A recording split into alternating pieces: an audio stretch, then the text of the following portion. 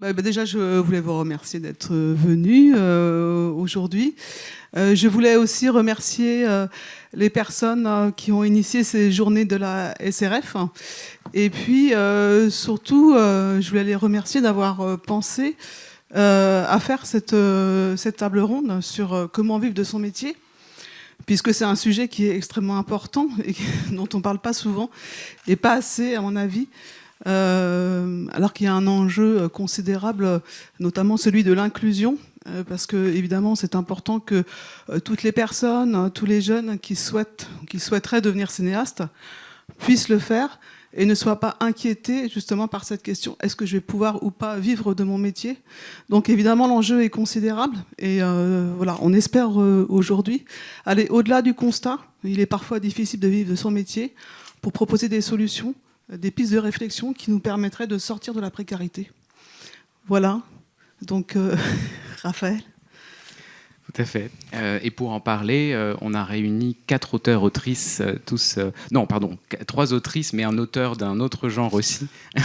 3 autrices, auteurs de cinéma, cinéastes, et un auteur plus théoricien, essayiste, qui est Aurélien Catin, que je vais commencer par présenter. Aurélien, tu es militant, essayiste, membre d'un collectif qui s'appelle L'Abuse, qui a beaucoup réfléchi et milité pour trouver une forme de statut et posé en travailleurs, des travailleurs de l'art, en particulier issus de l'art contemporain, des commissaires d'exposition, des chercheurs, chercheuses, plasticiennes, plasticiens. Et tu as été l'auteur d'un essai dont on a pas mal parlé, et très intéressant en 2020, qui s'appelait Notre condition, essai sur le salaire au travail artistique, et qui essayait précisément d'envisager la condition des artistes-auteurs, artistes-autrices, envisagés comme travailleurs, du point de vue vraiment du travail et de la reconnaissance du travail dans leur relation générale avec les structures économiques, politiques de la société. Et tu, plus récemment, as été engagé dans un projet très important de loi sur lequel on reviendra, en tout cas un projet dont on parle et reparle beaucoup, puisqu'il y a une mission en cours à l'Assemblée nationale, où tu as été auditionné d'ailleurs ce matin. On a failli te perdre à cause de ça, puisque tu as été convoqué heureusement un peu avant. Dans l'ordre, à côté de toi, Baya Kasmi. Baya, merci beaucoup d'être là. Tu es réalisatrice, scénariste, actrice aussi. Tu as été au départ notamment scénariste pour d'autres et co-scénariste, et en particulier de Michel Leclerc avec Le nom des gens, qui a inauguré un compagnonnage important et connu entre vous deux. Et puis tu as travaillé avec d'autres comme Thomas Litti sur Hippocrate, en même temps que tu réalisais tes propres films. Donc il y a eu Je suis à vous tout de suite en 2015, plus récemment Youssef Salem a du succès, et très récemment en avril Mikado, un nouveau long métrage de toi comme réalisatrice cinéaste. Zoé Vitoc, je vérifie mes notes, mais bon, je vous connais très bien. Tu es aussi scénariste, réalisatrice. Ton premier long métrage s'appelait Jumbo, et il est sorti en 2020. Il a été présenté dans des festivals importants, d'ailleurs, même si c'était le moment d'ailleurs du Covid, hélas. Ça complique un peu les sorties de films, très beau film. Tu as travaillé dans différents contextes. On peut même préciser d'ailleurs que tu es belge, et que tu as, par ta formation, par ton travail, connu aussi d'autres contextes, en particulier anglo-saxons, américains. Tu as travaillé plus récemment sur une série dont on a beaucoup parlé, Industry, en tout cas la 3e saison sur HBO US. Et d'ailleurs, c'est aussi un point commun que vous avez toutes les deux, puisque vous avez travaillé aussi du côté de la série, de l'audiovisuel, comme on dit. Et enfin, Laurence Valin, on est très content de t'accueillir aussi. On se connaît aussi pour avoir parlé de sujets proches il n'y a pas très longtemps. Tu es donc réalisateur, scénariste et aussi acteur. Tu as d'ailleurs commencé en tant qu'acteur, comédien, chez Julie Lopez-Curial, je crois, au tout début. Avant de commencer à réaliser tes propres films, tu es passé par l'atelier, la résidence, qui est un programme de la FEMIS qui porte pas très bien son nom, puisque c'est pas une résidence, mais un programme d'un an, à l'issue duquel, notamment, tu as fait un court-métrage qui s'appelait Little Jaffna, qui a donné plus tard un long-métrage du même nom qui est sorti à peu près en même temps que Mikado, en avril, et qu'on peut encore voir en salle aussi. Voilà, merci vraiment à tous les 4 d'être là. Alors, pour commencer, c'est vrai qu'on a intitulé cette discussion Vivre dans son métier de cinéaste. Alors, il faut peut-être préciser d'abord ce que c'est qu'un cinéaste. Évidemment que le travail d'un cinéaste ne commence pas le premier jour d'un tournage ou le premier jour d'une préparation d'un tournage, mais bien avant, parfois des années avant, pour ce même film, puisque un cinéaste, c'est d'abord un auteur, donc l'auteur de ses films, et donc un film, ça commence par une idée, un désir, donc de l'écriture, et ce travail d'écriture peut durer des mois, mais c'est souvent des années. Et on parlera justement de ce temps long qui s'allonge d'ailleurs un peu selon le ressenti de chacun. Et ce temps-là n'est pas, malheureusement, souvent, n'est pas en tout cas couvert par une rémunération. Cette rémunération, quand elle arrive souvent bien tardivement. Et donc c'est l'auteur qui prend les risques financiers pour initier ce projet et qui espère au bout du compte finir par être rémunéré. Mais, mais avant cela, il y a tout un temps de travail, un travail considérable pour arriver justement à ce que ce travail finisse par puisse aboutir à une rémunération à un certain moment. Alors, pourquoi ça se passe comme ça ? Eh bien, parce que vous le savez sans doute, un cinéaste, un auteur n'est pas salarié, il est rémunéré en droit d'auteur. Alors, qu'est-ce que c'est que le droit d'auteur ? Il y a deux parties. Il y a le droit moral qui protège l'œuvre, et puis il y a le droit patrimonial qui est adossé à la diffusion des films. On voit bien dans ces définitions que rien n'est pensé pour la rémunération de la création en elle-même. Donc on peut se demander, et Aurélien est là, il va nous expliquer un petit peu comment la structuration finalement du droit d'auteur invisibilise ce temps de travail, ce temps de création, ce temps d'écriture pour nous. Et quel est c'est intéressant de savoir quelle est l'origine du droit d'auteur. Comment ça a été pensé et qu'est-ce que tu peux nous dire un peu sur justement l'origine de ce droit d'auteur et comment structurellement on en arrive à ne pas avoir pensé le travail de création en tant que tel. Je crois que ça marche. Alors donc Aurélien qui est spécialiste de droit d'auteur et du statut des auteurs en général, alors pas seulement du cinéma, mais on est tous, qu'on soit cinéaste, plasticien, écrivain, etc., nous sommes tous des auteurs. En tout cas, je lis des spécialistes. Je ne sais pas après si ça fait de moi encore un spécialiste à leur égal. Je pense que déjà merci pour l'invitation et pour la présentation, pour l'introduction. Merci d'être là. Pour effectivement expliquer ce qu'est le droit d'auteur à l'origine, je pense que c'est bien de faire un tout petit peu d'histoire. Alors vraiment en 5 minutes, c'est un outil du XVIIIe siècle, le droit d'auteur.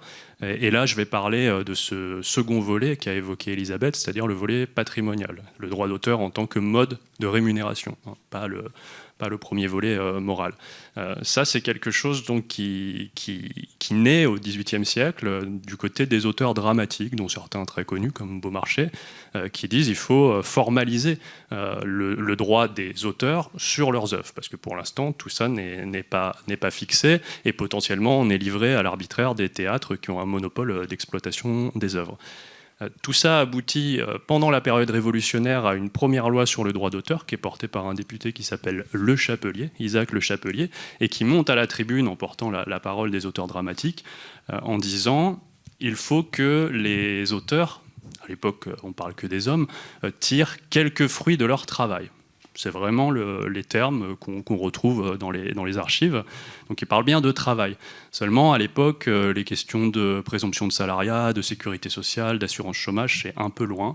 Et l'outil révolutionnaire de cette période, c'est l'extension de la propriété. C'est la généralisation du droit de propriété. Maintenant, la propriété ne sera plus réservée uniquement à l'aristocratie ou au clergé. C'est chaque individu, en tant qu'égal, qui a droit à la propriété. Et on va appliquer cet outil aux œuvres, et on va donner aux auteurs dramatiques, dans un premier temps, en 1791, un droit de propriété sur le contenu de leur production artistique. Alors évidemment, c'est plutôt un progrès à l'époque, mais ça pose un petit problème, c'est qu'en fait, ça ne reconnaît pas le travail, fondamentalement. Quand je touche des droits d'auteur en tant qu'écrivain, je ne suis pas payé parce que je travaille ou parce que j'ai travaillé. Je suis payé parce que je suis propriétaire titulaire d'un patrimoine. C'est mon œuvre. Donc la loi fait de mon œuvre un patrimoine, et si ce patrimoine est exploité sur un marché, et si possible il faut qu'il soit très gros ce marché, parce que sinon ça ne marche pas, alors j'en tire une rente qu'on appelle dans le langage courant les droits d'auteur, qui va peut-être venir couvrir le fait que je n'ai pas été payé en tant que travailleur par le passé, ou peut-être pas. Ça dépend du succès de mon œuvre. Voilà. Donc le deuxième problème que ça pose, au-delà de son caractère très indirect dans la rémunération du travail, c'est que ça va forger une identité. Les auteurs et autrices, tout au long du 19e siècle et du 20e siècle, vont plutôt avoir tendance à se penser comme des petits propriétaires et à se mobiliser à côté des grands mouvements sociaux, ce qui va entraîner un certain nombre de retards dans la construction des droits sociaux, des droits syndicaux, et même de la régularisation des tarifs, par exemple, des choses très très basiques. C'est ça, donc effectivement, c'est une rémunération qui est vraiment tout à fait aléatoire, donc, puisqu'elle est adossée aux recettes. Et il faut rappeler que dans le cinéma, si nous touchons à ce qu'on appelle un MG, donc un minimum garanti sur l'écriture, qui arrive, vous allez le raconter évidemment parfois assez tardivement dans le travail de l'écriture, ce n'est qu'un minimum garanti sur les recettes à venir. Donc évidemment, si le film est mis en production et s'il fait des recettes, ce que l'on nous souhaite tous, eh bien, le producteur se rembourse d'abord, et puis ce qu'on appelle les RNPP n'arrive qu'une fois l'amortissement de ce MG. Vous allez nous en parler. Donc, justement, est-ce que vous pouvez nous raconter un petit peu comment ça se passe, ce temps long de l'écriture et sa prise en charge en termes de rémunération? Baya, par exemple, qu'est-ce que tu peux témoigner de cela peut-être pour aller dans le sens de ce que tu viens de dire, en fait, du coup, dans le cas d'un film, on n'est pas propriétaire de cette œuvre. C'est le producteur qui est propriétaire de cette œuvre. Donc, effectivement, on va toucher des MG, des avances sur les recettes. Sachant que le cinéma étant une industrie quand même avec des prototypes et des différentiels de recettes très très très mouvants, et d'ailleurs le retour de recettes souvent se fait sur beaucoup d'années, et les producteurs qui sont propriétaires de cette œuvre. Oui, parce qu'il faut préciser, que le droit d'auteur, finalement, on cède à un tiers l'autorisation, enfin le droit, la propriété du film, en tout cas le droit de l'exploiter pour X années. Exactement. Donc c'est un retour. On a un RNPP, mais c'est aussi en échange d'avoir cédé les droits de son œuvre. Voilà, c'est pourquoi on n'est pas propriétaire de nos œuvres. On n'est pas propriétaire de nos œuvres, et il y a une sorte de culte de culte français du droit d'auteur, parce que c'est vrai qu'il y a le droit moral qui nous protège, qui nous rend propriétaires de ces œuvres moralement, on va dire pendant un très longtemps. Donc ça, c'est quelque chose de très positif, puisque dans d'autres pays, on peut être détaché tout d'un coup en tant qu'auteur de ces créations. Mais par ailleurs, c'est une forme d'arnaque aussi, puisque finalement, et en même temps, le système fonctionne comme ça, donc il faut aussi trouver comment recréer un nouveau système. Mais finalement, donc les producteurs qui, eux, vont fonctionner pour monter un film, nous donnent donc ces avances. Ils ont eux aussi des aides un peu du CNC, du simple fait qu'ils produisent beaucoup. Ils ont des aides automatiques. Ils ont aussi l'argent qui va passer dans leur société, qui va les aider à nous payer. Ils ne sont pas forcément d'ailleurs tous dans des situations faciles. Mais en tous les cas, eux touchent un salaire, pour la plupart, normalement devraient toucher un salaire quand leur société fonctionne. Nous, on ne touche pas de salaire. On va signer un contrat d'auteur avec CMG. Et CMG ne nous rendent pas coproducteurs de l'œuvre. Malgré le fait que souvent, je donne un exemple, moi je travaille sur des films qui sont plutôt des films moyens, donc qui ne sont pas des films sous-payés, sachant qu'il y a beaucoup de films, je vais dire sous-payés parce que c'est une question de... il y a toujours plus pauvre que soi et plus riche que soi, mais disons qu'il y a beaucoup d'auteurs de films que ce soit les scénaristes qui accompagnent les réalisateurs ou que ce soit les réalisateurs qui tiennent un projet parfois pendant de longues années, parfois d'abord sans producteur, puis ensuite avec un producteur, parfois changeant de producteur. Et ça, effectivement, ça peut durer, et surtout en fonction du nombre de films qu'on a fait, ça peut durer 10 ans, ça peut durer 1 an et demi, ça peut durer 15. Tout existe. Donc cet argent qu'on va nous donner, moi, par exemple, sur un film moyen, en général, il va y avoir une enveloppe entre 4, je vais dire des sommes, parce qu'elles paraissent énormes, mais au début, ça paraît entre 80 000 et 100 000 euros bruts. Voilà, pour 2 auteurs en général. En tout cas, dans mon cas, c'est 2 auteurs. Évidemment, avec 30 ou 40% qui ne sont touchés qu'à la mise en production, c'est-à-dire qu'une fois que le film se fait. Et mon dernier film, par exemple, je l'ai écrit, je l'ai signé en 2016 et réalisé en 2023. Donc, je suis très nulle en calcul, mais... Ça fait 7 ans. Ça fait 7 ans. On parlait de 4 à 7 ans la dernière fois. Voilà, ça fait 7 ans. Cet argent-là, évidemment, sur 7 ans, moi, j'ai eu souvent des discussions avec les producteurs, mais avec d'autres auteurs aussi, de dire si nous étions rémunérés pour notre travail, c'est-à-dire mensualisés, le film se serait peut-être fait plus vite. Parce qu'il y a un rapport de force dans le rapport auteur-producteur. Et il se trouve que les scénaristes et les réalisateurs sont malheureusement souvent prêts à travailler pour l'art. En fait, ils ont tellement besoin et envie de travailler parce que c'est un métier désirable et c'est un métier de création. Donc on est motivé par ça, ce qui fait qu'on n'abandonne pas les projets.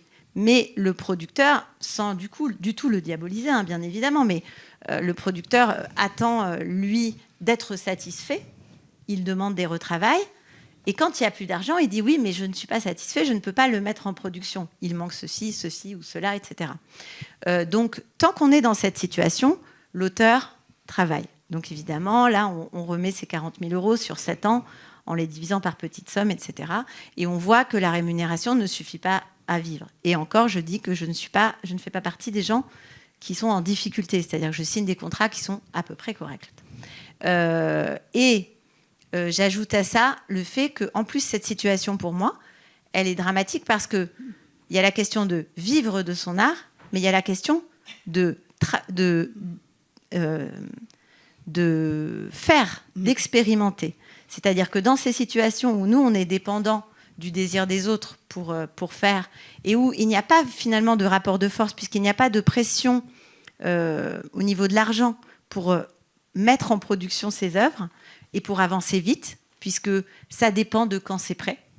À partir de là, on n'a pas des contrats où on se dit t'es payé tous les mois pendant 1 an, et puis si ça ne va pas, on te rend ton travail, et puis si ça va, on le met en production. Je ne sais pas si tout ça est possible, mais en tout cas, on n'a pas ce rapport de force. À partir de là, on peut se retrouver aussi à ne pas travailler. C'est-à-dire qu'il y a beaucoup de cinéastes et beaucoup de scénaristes tout simplement qui ne font pas leur métier. Et comment on devient expérimenté dans son métier si on ne le fait pas. Donc moi, ma seule solution à tout ça, c'est de sur-travailler. Et j'ajoute que la véritable rémunération, la fameuse rémunération dont tu parles, qui arrive uniquement au passage des œuvres à la télévision. Ou en salle, oui. Et Voilà. encore, donc parfois une situation qui est un peu différente parce que tu es non seulement cinéaste, mais aussi scénariste pour les autres. Ce qui est en termes de gestion, de travail, du développement. Enfin, je ne sais pas si aujourd'hui tu écris encore pour d'autres personnes, mais c'est sûr que dans tous les cas, ce sont des métiers qui sont potentiellement très précaires, mais la situation d'un scénariste qui va pouvoir travailler sur plusieurs projets en même temps, exactement, et un réalisateur qui, en général, ne va travailler que sur un projet. Moi, je ne comprends pas comment les réalisateurs qui bossent que sur un projet ou deux font. Alors, je suis assez d'accord. Moi, je ne travaille pas que sur un projet en même temps, personnellement, et je ne suis pas co-scénariste. On va passer à Laurence qui va nous expliquer. Mais je trouve ça intéressant parce que personnellement, alors que je travaille sur plusieurs projets en tant que réalisatrice, c'est vrai que je me pose parfois la question de me dire, mais est-ce que je n'arriverais pas à débloquer un peu de temps pour d'autres réalisateurs, écrire pour eux, parce que j'adore écrire. Mais c'est aussi une réflexion financière. C'est pas qu'une réflexion artistique qui est, tiens, ce serait intéressant de collaborer aussi avec d'autres réalisateurs. C'est une vraie réflexion financière. C'est-à-dire quand on vient, si on n'est pas rentier, Et là, je rejoins ton inquiétude. Moi qui venais d'un milieu populaire et qui n'avait pas de sous, moi, la logique que j'ai eue, c'est surmultiplier les projets, parce que vraiment, les 5 premières années, je n'ai pas touché de droit d'auteur, par exemple, en tant que scénariste télé. Tout simplement parce qu'on écrit beaucoup de choses et particulièrement au début, qui tombent dans un trou. Et donc déjà, il faut tenir ces années-là. Ça, c'est quand même déjà très compliqué. Mais il y a plein de manières de tenir ces années-là, tu vois, en travaillant dans le cinéma. Et du coup, Alors, Laurent, je te passe le micro parce que je sais que tu as quelque chose à dire sur le sujet, donc j'en profite. Comment toi tu as fait pour tenir tout ce temps avant d'arriver à la réalisation de ton premier long métrage? C'est vrai qu'il faut une stratégie. Moi, j'ai fait un court métrage, donc j'avais fait un court métrage à l'école, donc un film de fin d'études qui a bien marché en festival. Et en fait, grâce à ça, j'ai pu rencontrer plusieurs producteurs. Et en fait, tout le monde voulait que je signe le long tout de suite. Et en fait, moi, j'en ai profité pour dire que j'avais besoin de faire un autre moyen métrage avant de faire le long. Et donc, j'ai fait comme un package en signant mon contrat de long métrage. J'ai fait un moyen métrage plus le long métrage. Et en fait, en faisant le moyen métrage, on l'a développé sur 1 an. Et on n'est pas payé pour écrire, donc c'est un truc c'est du bénévolat. En fait, moi, ça m'a permis de négocier mon statut d'intermittence.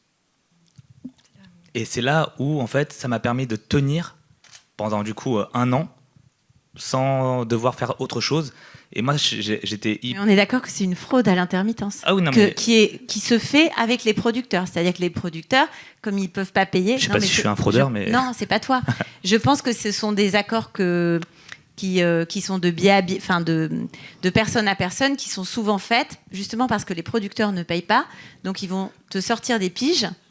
Moi, dans mon cas, c'était pas la même chose. C'est que moi, on m'avait au départ proposé 2500 € pour le court-métrage. Ouais. J'ai demandé à des amis réalisateurs plus confirmés, qui avaient fait plusieurs, et ils m'ont tous dit, en fait, quand tu fais un court-métrage qui est financé à hauteur de... Nous, on était financé à hauteur de 250 000 €. Ils m'ont dit, en fait, tu peux négocier ton statut au minimum. Donc, j'ai demandé le minimum. Donc en fait, c'est le court-métrage ou le long-métrage? Le moyen. Non, c'est le moyen-métrage. Ouais, On me l'a pas proposé. C'est que c'est moi qui ai demandé ça. C'est ça. Il n'y avait pas d'accord entre les producteurs et moi. C'est juste moi. Je dis, j'ai des amis producteurs j'ai des amis réalisateurs qui m'ont dit ça. C'est pas toi. Ce que je veux dire, c'est que c'est comme le système est mal fait. Ouais. Au lieu de te rémunérer, justement, c'est une super stratégie. Et moi, je sais qu'il y a des producteurs de télé qui font ça aussi. Quand on est auteur et qu'on est trop mal payé, en fait, ils font des piges. En fait, c'est comme si on était régisseur. N'importe qui travaille dans le cinéma et qui est intermittent, il a une pige de régisseur une journée. Il a une pige de ceci une journée. On ne peut pas faire une pige d'auteur une journée. On n'a pas le droit d'être intermittent si on est auteur. Mais du coup, comment on est rémunéré sur une année? Et je trouve que c'est tout à fait justifié. Attention, c'est pas du tout une attaque. Mais par contre, si la boîte de prod se faisait pécho, elle se ferait pécho. Disons que après, tu as véritablement travaillé en tant que réalisateur technicien. C'est filmé en plus. Non, mais tu as véritablement travaillé en tant que réalisateur technicien. Non, mais on a vraiment... C'est juste qu'ils t'ont rallongé le nombre de jours en post-prod. Et moi, la chance que j'ai eue dans ça, c'est que je suis tombé sur l'année du Covid où on pouvait renouveler son statut sans faire les heures. Donc moi, j'ai eu 2 ans. Génial. Qui est aussi un truc qui Bravo, est complètement... Bravo, respect. Voilà. Moi, j'ai eu un film qui a coulé. Voilà. Donc moi, on va dire que j'ai contourné tout ça. Et c'est vrai que si je devais tenir avec ce qui était prévu pour mon long métrage, nous, on était trois auteurs. Donc on venait de sortir de la Fémis, donc jeunes et en mode oui, on va tout faire. Et moi, dans ma tête, je me disais en tant que réalisateur, je vais l'écrire en 3 mois, le scénario. Ça m'a pris 5 ans. Et mon premier contrat, alors, on était 3, donc c'était 8 000 € bruts. 8 000 € bruts, et à 3, ça faisait 24 000 € bruts. Donc on va dire que si on les divise sur 5, ça fait pas beaucoup. Donc il y a ce truc-là où je me suis dit, j'allais pas vivre de ça. Donc je le savais tout de suite. Et donc je me suis dit, ok, comment je vais faire pour pallier à ça? Donc c'est vrai que le moyen métrage m'a permis de tenir sur 2 ans. Et quand j'ai vu que ça se terminait, mais que j'étais pas encore prêt sur le long métrage, j'ai dû amorcer un autre projet pour les plateformes.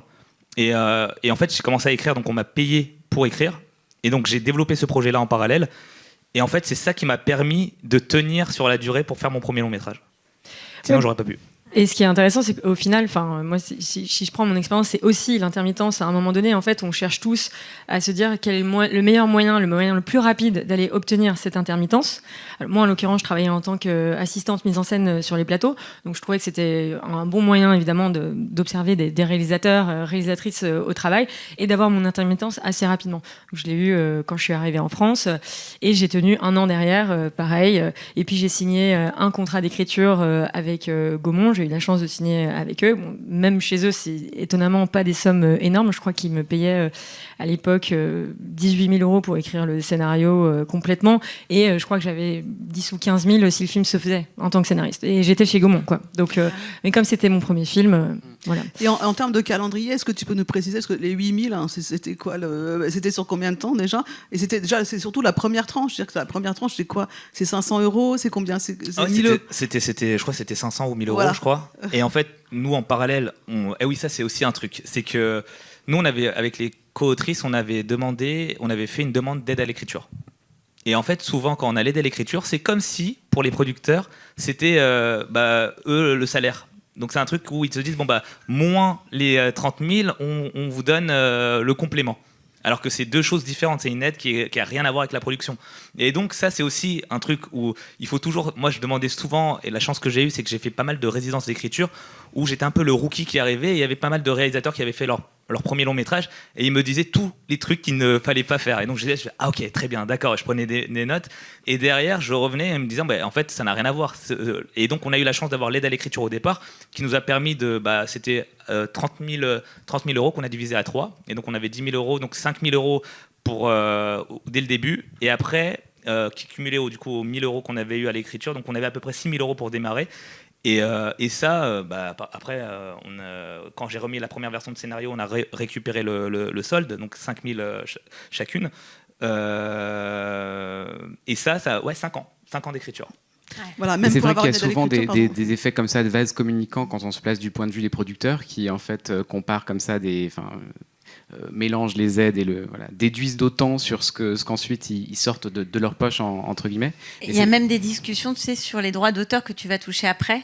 Beaucoup avec les musiciens, par exemple, ou parce que les musiciens vivent ça aussi. On leur dit, oui, ok, tu touches que tant pour faire la musique, mais tu auras les droits d'auteur après. Oui, les droits d'auteur, sait-on si on va les toucher? Parce qu'aujourd'hui, le cinéma n'est pas trop diffusé à la télé. C'est très hypothétique, en fait. Et c'est utilisé comme une pression, ouais. C'est ça. Et c'est en fait...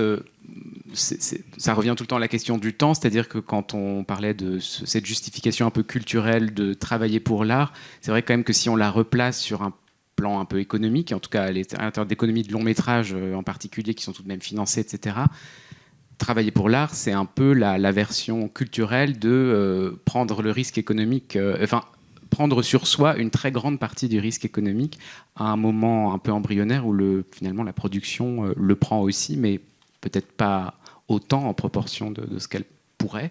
Et c'est pour ça que... Mais moi, c'est pour ça que je pense qu'on devrait être coproducteur dès qu'on est mal payé. Ça, c'est une solution. Automatiquement. Ou alors, on peut réfléchir, en discutant avec les producteurs, à... ça, c'est loin de résoudre tous les problèmes, mais à organiser quand même des minima à peu près décents. Enfin, je crois que vous avez toutes les deux été dans des discussions sur ça. Oui, enfin, je ne sais pas si la plupart d'entre vous êtes au courant, mais ça fait quand même de nombreuses années qu'il y a une négociation donc interprofessionnelle entre les producteurs et les auteurs pour essayer d'instaurer des minima face à un constat qui avait été fait par le CNC d'un sous-paiement du développement, ce qui est par ailleurs assez étonnant, même si on le comprend, parce qu'il y a des producteurs qui sont pas, qui sont dans la même galère que les auteurs, même si effectivement ils ont une forme de plus de stabilité avec leur boîte de prod, où ils peuvent trouver peut-être des ponts financiers pour survivre plus facilement que les auteurs. Mais c'est vrai que ces minima, ces négociations interprofessionnelles, elles ont été lancées suite à un constat vraiment de sous-paiement. C'est assez étonnant puisqu'ils ont un fonds dont tu as parlé tout à l'heure, ils ont quand même un fonds d'aide automatique.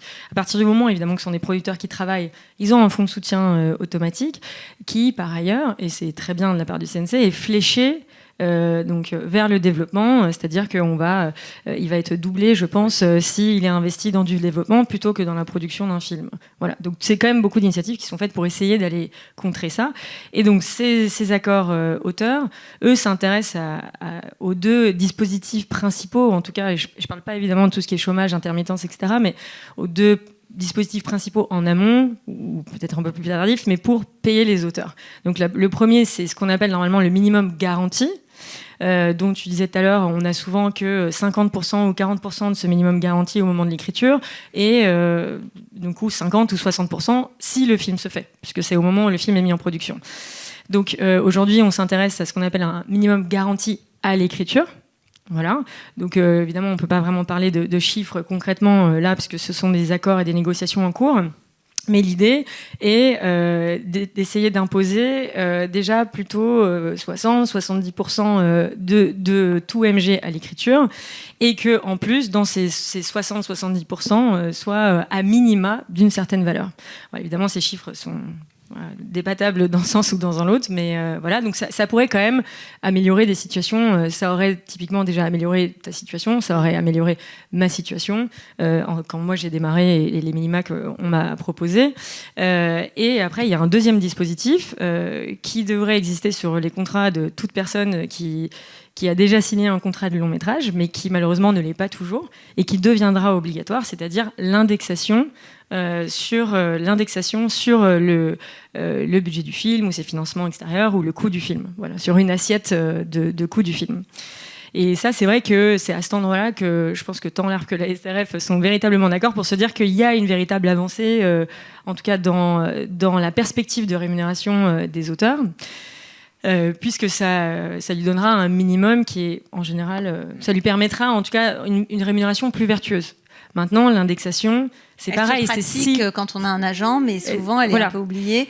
Voilà, c'est ça. Ouais. Elle se pratique quand on a un agent, elle peut être très faible. Et elle ne marche pas au début, parce que souvent, ça permet quand même à un producteur de payer moins, en fait, de se dire, bon, ben, moi, le film, je vais le financer à 2 millions, je pense.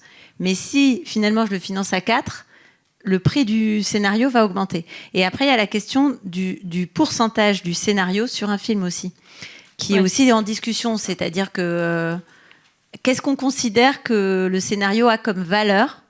Il se trouve qu'en France particulièrement, mais je pense dans beaucoup de pays, on monte les films sur les scénarios. C'est-à-dire que la richesse, tout se fait sur scénario. Évidemment qu'il y a le bagou du réalisateur, son expérience, le nombre de films qu'il a fait, les festivals qu'il a fait, l'honnêteté du producteur, son catalogue. Mais en réalité, c'est le scénario qui va décider. Et on peut être sur une indexation à 3% ou à 4%, ou on pourrait monter. En général, on est bas pour l'instant, on est à 3%, quoi. Oui, ce qui se pratique en général. Oui. Et sur des premiers films, on peut être bien en dessous de 3. Enfin, moi, j'ai des amis qui n'ont pas eu d'indexation, ce qui me paraît aberrant à partir du moment où ils avaient des agents, le fait qu'il n'y ait pas le principe d'indexation. Donc, je dis à tous les jeunes qui sont là et qui vont faire leur film, négocier une indexation sur vos contrats. Et c'est vrai qu'à l'échelle un peu du collectif et du secteur, comme on dit, ça pose la question, comme dit Baya, de la place, la proportion qu'on accorde dans l'économie à ce moment-là, quoi. En tout cas, à l'objet scénario, c'est d'une chose, mais même à la recherche, on pourrait dire recherche-développement aussi. Et c'est vrai, je crois qu'il y a souvent un chiffre qui était cité, c'est de l'ordre d'à peu près de 3% dans le cinéma, alors que dans d'autres domaine de l'économie en général, c'est plutôt 10%, quoi. Enfin, c'est vraiment des ordres de grandeur. Et puis on parle de cinéma français encore, parce que si on parle de cinéma à l'étranger, c'est minimum 5%. Voilà. On n'est pas à 3%, c'est minimum, et ça peut très vite aller, soit parce qu'il y a une espèce de hype qui va se construire autour d'un projet sur un jeune auteur, soit parce que l'auteur est plus confirmé, mais ça peut souvent basculer sur des sommes qui sont bien plus importantes et qui s'apparentent beaucoup plus à 10, 12, 13%. En France, je pense que même pour un auteur très très confirmé et très en vogue, je pense pas qu'il obtiendrait 12 ou 13%. Bon, après, on monte à 4-5, on est très très fort là actuellement. Je pense que c'est ça. 12%, on est loin, ouais. Mais bon, après, on veut de l'argent pour faire le film aussi. Alors, c'est vrai que pour continuer sur justement cette phase d'écriture, c'est vrai que tu l'as dit, Raphaël, on l'a dit, on l'a souligné, c'est vrai que c'est un moment où il y a peu d'investissement, des producteurs. on va dire qu'il y a peu d'investissement du CNC aussi, en tout cas des organisations publiques des régions aussi, qui versent de l'argent à l'industrie du cinéma. Parce que je crois, mais il faudra vérifier que la totalité des aides directes aux auteurs ne représente que 2%, je crois, des aides du CNC. Donc c'est bien évidemment insuffisant. Et d'ailleurs, ces aides sont des aides extrêmement sélectives. Donc il faut arriver avec des projets déjà très construits pour pouvoir y prétendre. Et donc il y a encore une fois tout un travail à fournir en amont qui lui, souvent, n'est pas pris en charge. Alors il y a un certain nombre de dispositifs qui ont été mis en place pour aider les auteurs. Et ces dernières années, beaucoup de résidences d'écriture ont été développées partout sur le territoire français. On disait, en disant, on va donner, on va permettre aux auteurs d'aller dans tel ou tel endroit pour qu'ils puissent écrire son projet. Donc, je pense que ça part d'une bonne intention. On paye des vacances. Voilà. Enfin bon. En tout cas, c'est ce dispositif qui a été imaginé, et je crois que Raphaël, toi, tu viens de faire justement un rapport commandé par le CNC, une sorte de rapport bilan sur ces résidences d'écriture. Alors, qu'est-ce que tu peux nous en dire, suite à cette étude? Oui, je pense que je serais moins intéressant que vous, qui êtes quand même passé par ces endroits un petit peu. Mais c'est vrai que, pareil, dans les ordres pour parler un peu en ordre de grandeur, on constate que c'est des solutions assez nouvelles. Les résidences, ça s'est développé ces 10-15 dernières années très très vite en France. Ça s'est même accéléré à la fin des années 2010. Comme on parle d'ailleurs de dispositifs, d'accompagnement, ça fait appel à plein de registres, et aussi à un imaginaire, parce que la résidence, d'un autre côté, ça fait très longtemps que ça existe, en particulier dans la culture française, la Villa Médicis, etc. Mais c'est très récent dans l'économie du cinéma, et c'est vrai que ça c'est à la fois très, très précieux, je pense, pour plein d'auteurs. Laurence, toi, tu en as bénéficié pas mal. Je pense que tu peux en parler, mais ce que j'ai constaté en faisant ce petit travail, c'est qu'il faut toujours faire attention à ce que ça ne remplace pas dans les politiques culturelles, publiques, et en particulier dans les régions, d'autres façons d'aider les auteurs plus directes, quoi. Parce qu'en fait, développer des résidences, ça se voit tout de suite dans le paysage. C'est des endroits identifiables par l'extérieur, en quelque sorte. Mais ça n'est qu'une aide indirecte aux auteurs. Oui, c'est pas une rémunération. Voilà, sauf quand il y a une rémunération. Laurence, tu vas nous raconter un rare. petit peu, mais c'est vrai que, ce qui est paradoxal, encore une fois, c'est qu'en fait, évidemment, ce sont des structures, donc il y a des permanents dans ces résidences, et tout le monde est payé, sauf l'auteur, c'est-à-dire qu'on n'a pas pensé qu'il fallait verser une rémunération à l'auteur. Donc voilà. Alors, Laurence, peut-être effectivement, et puis ensuite, Baya et Zoé, vous pouvez peut-être nous raconter vos expériences justement de résidence. Alors moi, c'est vrai que j'ai fait toutes les résidences d'écriture possibles, et parce que j'avais un sujet qui était particulier. Je faisais un film sur la communauté tamoule, un film de mafia dans la communauté tamoule de Paris. Il n'y avait pas de tête d'affiche, et donc pour un financier, tout de suite, c'est impossible de financer un projet comme ça. Donc je me suis dit que j'allais contourner ça, et j'allais faire toutes les résidences possibles. Et donc j'avais commencé comme ça avec la sélection annuelle du groupe Ouest. Et donc c'est pareil, c'est que c'est une résidence où il y a, je crois, énormément de projets qui sont présentés, et il y a 8 projets qui sont sélectionnés. Et en fait, comme ça, dès que j'ai commencé ce suivi-là, on n'est pas payé pour faire cette résidence d'écriture, on est juste sélectionné, donc c'est un prestige d'être sélectionné. Et c'est là où on rencontre d'autres réalisateurs plus confirmés. Et moi, j'apprenais d'eux à ce moment-là dans ces résidences-là. Et donc j'avais fait cet atelier-là. Après, j'ai fait l'atelier d'Angers. Donc c'est un autre dispositif d'écriture aussi. Et en fait, j'en ai fait plusieurs comme ça. J'en ai fait à peu près 5 ou 6 pour avoir tous les labels de résidence. Et je me suis dit, tant que j'ai pas eu tous ces labels-là, j'ai pas présenté au CNC, à l'avance sur recette. Et je me suis dit que j'allais avoir tous ces labels, et je les ai mis tous à la suite. Et je me suis dit, en fait, ce qui est très important pour moi, c'est que quand on va dire que le financier allait recevoir le scénario, en fait, sur la première page de garde, ça lui donne envie. Et il se dit, en fait, d'avoir tous ces labels de résidence, c'est synonyme qu'il y a déjà des professionnels qui ont sélectionné le projet, et donc ça fait partie aussi d'un projet qui donne envie de lire. Et la première impression, c'est la plus importante. En tout cas, pour moi, je me disais que j'avais pas envie d'envoyer très vite. Et ça, c'était pas un désir des producteurs, c'était un désir de ma part, de me dire que tant que le scénario n'était pas en béton, je pouvais pas le déposer, parce que sinon, si je me faisais, on va dire, aligner au CNC, on va dire au premier tour, et derrière, quand on va le relire, il y aura pas cette fraîcheur de la première lecture. Et donc je me disais, il faut que dès la première lecture, il faut que ça passe. Et donc j'ai attendu 5 ans en faisant toutes ces résidences. Et bon, moi, ça m'a musclé aussi pour écrire parce que bon, j'étais pas payé, mais par contre dans l'écriture, ça m'a permis de m'aider.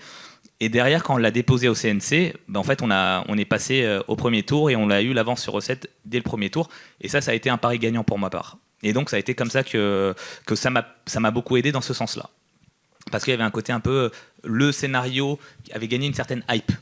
Et donc tout le monde voulait mettre de l'argent dedans en disant il y a quelque chose parce que tout le monde a participé. Donc c'est un truc comme ça que j'ai pu financer en tout cas le film. Et tes producteurs, c'était des producteurs qui avaient déjà fait des films ou vous faisiez votre premier film ensemble? Alors moi en fait sur ce film-là j'ai été coproducteur. Tout le monde m'a dit c'est pas une bonne idée, reste à ta place, ça ne sert à rien de rentrer dans la production. J'étais assez têtu, je disais que Luc Besson l'avait fait, donc moi aussi j'ai envie de le faire. Donc j'étais un peu barré dans ma manière de faire les choses, donc je me suis associé avec un producteur, on a monté notre boîte et on a coproduit avec Agathe Film. Ah oui, donc des producteurs... Et on était à 70-30, 70 pour Agathe et 30 pour nous. Et donc c'est comme ça qu'on a fait ce film. Franchement, tu es mon Dieu. Un seul film, avoir autant de bonnes idées, de stratégie, c'est génial. Parce que c'est très mature, enfin, c'est extraordinaire. Ouais, mais ça en revient. Enfin, moi, j'y pense depuis tout à l'heure. C'est-à-dire qu'à chaque fois, on se dit l'information est clé et la communauté. En fait, je pense que là où, je pense que cette sélection Groupe Ouest a offert une communauté, peut-être aussi avec la Fémis Avant, etc. Une communauté qui a permis de te donner accès à une certaine forme d'information et donc d'avancer aussi rapidement en évitant peut-être certaines erreurs ou en sachant où aller chercher. Génial. Et le scénario devait être génial, évidemment. Non, mais et surtout que, en fait, dans le milieu, c'est très tabou de parler de business, d'argent. Tout de suite, on est vu comme des réalisateurs, des auteurs, et donc non, l'argent, n'en parle pas. Ça te concerne pas, et donc c'est avec l'agent. Et en fait, il y a un truc comme ça où moi, et ça c'est pour ma part, c'est que j'ai aucun problème de parler d'argent parce que c'est le nerf de la guerre. Et qu'à un moment donné, c'est combien on a pour faire un film. Et souvent, on me disait, mais tu vas avoir très peu d'argent pour faire le film. Il y aura personne qui va mettre de l'argent. Et au final, sur un film avec 0 tête d'affiche, aucun, il y avait pas François Civil, il y avait que des tamouls avec moi. Sur le film, on a eu 5,3 millions pour un premier film. Donc c'est aussi ça, c'est qu'à un moment donné, c'est tout ce chemin où je me disais, mais en fait, s'il n'y a pas de modèle, c'est pas grave, on va les créer. Donc j'étais un peu barré dans cette manière-là parce que souvent ça fait peur parce que quand on n'a pas derrière, moi j'avais pas non plus de papa maman qui pouvait m'aider, j'ai pris un crédit, je me suis dit je vais aller et je vais essayer et j'ai mis 10 000 euros dans la boîte avec mon associé, on a mis 10 000 et après je crois qu'il y a un truc comme ça où ça double avec le CNC et c'est comme ça qu'on a coproduit le film. Et donc c'est tout ce truc là de se dire à un moment donné il y a toujours une première fois et je me suis dit soit je me plante en beauté ou soit ça passe. Et donc le financement s'est passé et là je vous parle une fois que le film il est terminé et on a eu une sortie, pour le coup c'est un échec commercial. On a eu 5,3, on a fait 67 000 entrées. Donc 67 000 entrées pour le distributeur et pour les gens qui ont mis de l'argent, c'est un flop. Mais pour moi, je suis très content parce que j'ai pu faire le film que je voulais faire avec les tamouls sans aucun casting. Oui, mais tu vas un peu vite quand tu dis que c'est un flop. Non, mais c'est comme ça qu'ils le définissent. Oui, c'est comme ça qu'il est défini. Disons que en fonction du prorata du budget et du nombre d'entrées que ça a généré, c'est certes une petite performance, mais en tant que producteur, avec Agathe, tu vas faire d'autres films, vous allez revendre ce film qui va générer des nouvelles rentrées, parce qu'un film, il se finance, tu récupères l'argent en général sur 10 ans. Et ça, justement, en général, le réalisateur en est exclu de ça. Il faudrait qu'on en reparle dans 10 ans de savoir si de l'argent est rentré après. Parce que je veux dire, un film, il a une vie longue. Ouais. Et particulièrement si le réalisateur continue son chemin et a une vie longue et fait d'autres films. Sur les entrées salles, par exemple, donc on parlait des RNPP tout à l'heure, qui est le terme un peu technique, c'est de l'ordre de 3 ou 4% des films sur lesquels la réalisateur en touche effectivement. Ouais. Tout à fait. Donc, moi, je pouvais toucher hypothétique, une rémunération supplémentaire à partir de 501 000 entrées. Voilà. J'étais par ton statut de producteur, tu veux dire non, mais j'avais négocié ça avec les producteurs. À un moment donné, vu que j'ai 3 casquettes, 4, j'étais acteur, réalisateur et scénariste dessus. Et à un moment donné, c'était on fait un package pour tout. Et je disais, je veux bien un package, mais derrière, il faut que je récupère. Et donc, c'était des conditions comme ça qu'on avait mis dans des clauses. Et ça, c'est, je pense, propre à chacun. Tout à fait. Donc, quand 501 000 entrées, je suis loin du compte, mais c'est pas grave. Au moins, on a négocié. Voilà. Alors justement, on arrive au moment tant attendu où le film se fait quand même, hein, et même si voilà, tu dis c'est moins qu'espéré, etc. Mais enfin, quand même. Et après, il y a toute la phase aussi présentation du film en salle, parce que un film, faut l'accompagner. Quand on est cinéaste, on va dans les salles accompagner le film. En général, c'est bête, en France, à l'étranger, on fait une espèce de tournée générale. Et devient VRP, profession VRP. Voilà, c'est ça. Et ça, c'est pareil, c'est encore une phase où la rémunération n'est pas systématique, automatique, etc. Et en général, c'est l'année d'intermittence, voilà, que l'on a suite à son statut, au fait d'avoir été salarié pendant le tournage du film, où là, on a été salarié avec des cachets d'intermittent qui génèrent 12 mois minimum, parce que parfois, on peut faire 2 fois... voilà, selon sa rémunération de réalisateur, elle passe au fait de faire un espèce de, comme tu dis, de tournée générale dans les salles. Voilà, c'est le temps de l'intermittence. Est-ce que vous pouvez nous apporter des témoignages aussi sur ce moment-là qui peut durer et qui peut aussi nous assécher financièrement, alors qu'on pourrait avoir un an pour écrire, finalement non, on l'a pas. C'est sûr que moi, sur mes 2 derniers films, c'est très paradoxal encore une fois, parce que on est content quand un distributeur décide d'investir dans une tournée, parce que le distributeur aussi prend des risques financiers comme le producteur, et que tout cet argent, il va être déduit du premier euro où le film va commencer à faire rentrer des entrées. Donc un distributeur qui vous envoie en tournée, il y croit, il dépense de l'argent pour l'hôtel, les trains, les machins. Mais effectivement, moi, sur mes 2 derniers films, j'ai fait en tout 70 dates par film. 70 dates, il faut imaginer que ça prend quasiment 6 mois. Et effectivement, en plus, moi, je suis très conne. C'est la première fois de ma vie que je demande l'intermittence, là, après 2 séries et 3 films. Parce que dans ma tête, je faisais 2 boulots. Je faisais scénariste. Mais bon, moi, je suis vraiment une conne. Mais là, j'arrête. Mais du coup, il y a toujours un moment, et moi je pense que je me suis mise en difficulté à chaque fois pour me dire voilà, il faut vite que je reparte. Mais c'est vrai que c'est un moment qui rend le retour au travail d'écriture très très difficile, parce qu'on est en permanence dans des trains, et vraiment VRP, c'est-à-dire beaucoup avec des gens qui me passent notre film dans les salles. T'étais payé pour aller présenter ton film ? Pas du tout, non. Pas du tout. Non, moi j'écrivais en même temps dans le train, des choses comme ça. Je me mets dans la suite. Mais c'est vrai que je trouve qu'on sent de toutes les expériences un truc où quelque part on a accepté que ce métier c'est un combat. Il faut qu'on y arrive, et on est content quand on arrive à en vivre. Et c'est vrai qu'on a du mal, comme tu dis, à parler d'argent, à revendiquer le fait, à la limite, qu'on aime l'argent, qu'on ait envie d'avoir une bonne situation, ou en tout cas et puis surtout à revendiquer des droits sur ce que rapporte un film. Parce que souvent, on ne voit pas les comptes. Déjà, les comptes, pour les RNPP, il n'y a que les producteurs qui les reçoivent, et moi, je suis coproductrice d'un seul film, donc j'ai pu lire les RNPP qu'une fois. Et même en tant que réalisateur, il faut se battre pour voir le budget du film. Moi, qui n'étais pas coproductrice, je tiens toujours à voir le budget du film et à voir qu'est-ce qu'on met en risque, parce qu'il y a toujours 10% qui sont laissés en risque en général, sauf quand on est dans une économie très, très difficile, et comment on utilise l'argent. Et je pense que qu'on est un peu paternalisé, et que on a vraiment intérêt à à passer à la table des parents et à arrêter d'accepter d'être infantilisé en tant que réalisateur, parce que sinon il y a vraiment des choix qui nous passent au-dessus de la tête, et on peut nous dire en permanence mais attends, tu comprends pas, on peut pas faire ça c'est trop d'argent, parce que très souvent on renonce à nos droits avant de tourner aussi, très souvent il n'y a pas assez d'argent, c'est un coup de fil, ça va pas plus loin, le producteur nous dit ouais tu sais là il te reste 25 000 à toucher, c'est peut-être certainement la moitié de l'argent que tu as touché pour écrire le scénario. En fait, il va falloir que tu y renonces, parce que on est vraiment trop short, quoi. Et nous, qu'est-ce qu'on veut ? On veut tourner. Et je vous raconte pas pour le scénariste, le co-scénariste qui ne va pas tourner le film et qu'on appelle, et que parfois le réalisateur doit appeler pour dire est-ce que tu pourrais faire un effort, parce que vraiment le budget c'est difficile.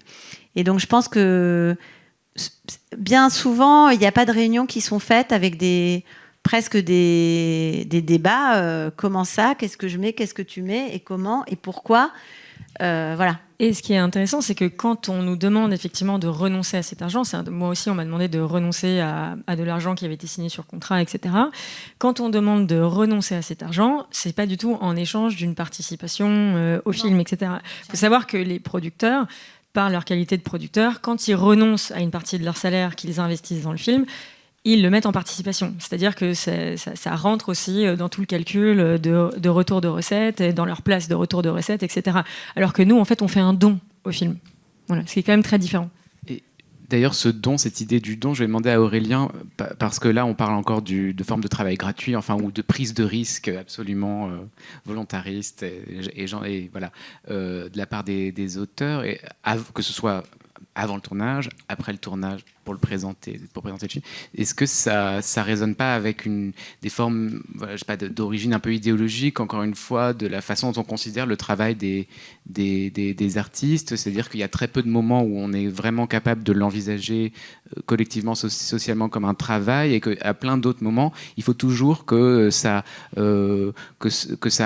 mobilise au moins des formes d'engagement visibles dans la société. Quand on présente son film, c'est parce qu'il faut être là, tout simplement.